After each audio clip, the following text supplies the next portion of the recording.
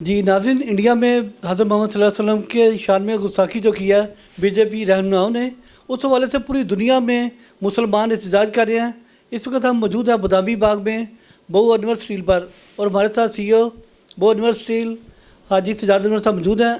आइए उनसे जानते हैं कि वो क्या पैगाम देंगे इस मौके पर। इंडिया में जब बीजेपी रहनुमाओं ने हुज़ूर सल्लल्लाहु अलैहि वसल्लम की शान में गुस्ताखी की है, इसके लिए हम तमाम मुसलमान बिल्कुल मुत्तहिद और यकजा हैं, और इन्होंने अगर अपनी इन हरकतों से बाज ना आए तो हम सब मुँह तोड़ जवाब इनको देने के लिए तैयार हैं।